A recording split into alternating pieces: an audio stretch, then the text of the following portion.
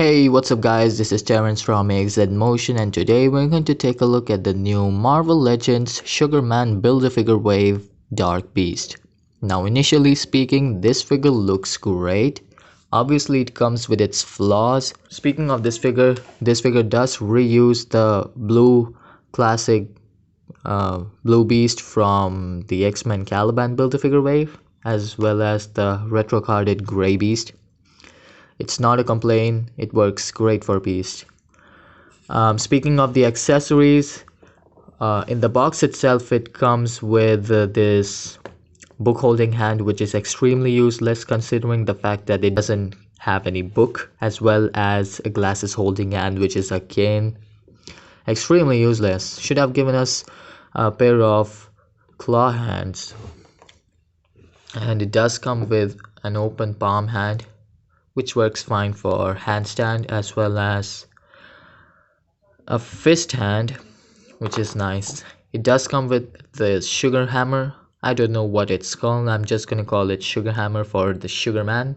If you don't want to build the Sugarman Build-A-Figure, then this hammer is useful, as this beast can hold the hammer on his glasses holding hand. There you go. There's Beast holding the sugar hammer, and it doesn't fall off. I mean, nope, it's just his hand is swiveling. That's it. Speaking of the accessories, not cool at all. I'm going to give it a rating of a 6 out of 10. Should have given us a pair of fist hands as well as clawed hands. Aesthetically speaking, the major gripe that I have about this figure is that the head looks big, because of the fact that he has long hair. Now I really like the fact that the braids are a soft pliable material, but at the same time the hair on his back is so stiff it hinders the articulation. Now if this piece was soft, I wouldn't have minded it having a big head, but since it is stiff and also it appears that this head is a bit big, it makes this figure look small. It appears like a short, muscular character.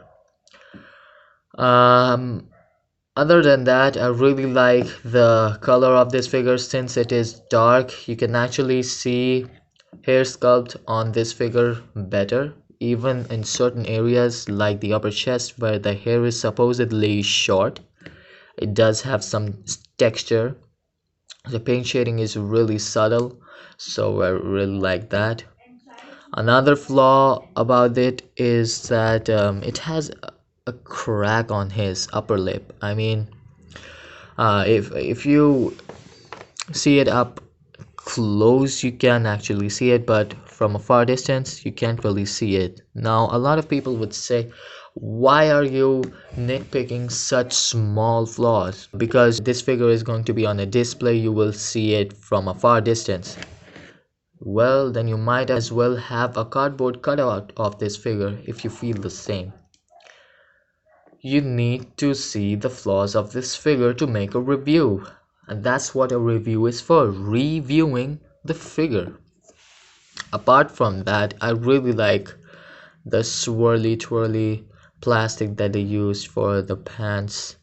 These are a new body mold, new legs, new mold for this figure. I really like the metallic blue that they used for the pants. And taking a look at the back of the figure, really nice muscular back with fur on top of it. The head sculpt, again, the head sculpt is fine, it looks great, doesn't have any wash or anything, but again, it looks great, but could have been better if this was a bit softer. And here are the legs, look great. He does have pegals at the bottom of his feet. Aesthetically speaking, this guy is really cool. I'm going to give it a rating of a solid 8 out of 10 for aesthetics. This figure screams Dark Beast.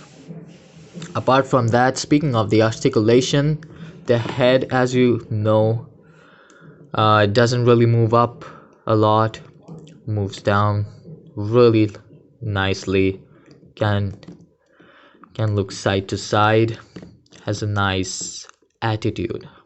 He has a butterfly joint that moves back, really helpful.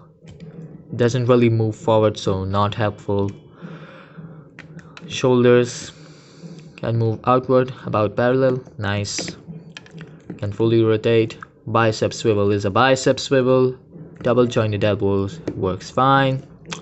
All of the hands swivel as well as move forward and back.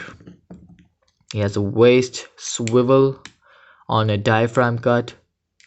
The diaphragm cut doesn't really move forward, moves back plenty, but it does have ab crunch. Moves forward, moves back, really nice. He has drop down hips, so his leg moves forward that much, really cool. Moves back too, can rotate all the way, so that's great. An upper thigh cut, double jointed knees. And also another flaw that I forgot to mention is that the knees, it's really flat. I mean, doesn't really look so pleasing in this angle. I mean, the upper part is great, but the lower part is so flat up here. And his ankles move down, really nice. Move up, really cool. Forward facing pin for rocker. And then a toe joint that moves up and down. That is something new. We have seen this in previous Beast action figure, but apart from Beast, we haven't really seen Hasbro actually implementing this toe joint, so that's pretty cool. So yeah, articulation is pretty cool. I'm going to give it a 9 out of 10, a 9 out of 10 for the articulation. For some size comparisons, here is Beast compared to the Worthy Cap. Oh no! Oh god. Come on, Beast. Here is Beast compared to the Worthy Cap, an average 6-inch scale figure. And here it is compared to Better Ray Bill. So honestly, this figure is really cool. I highly recommend it. Final rating is an 8.5 out of 10.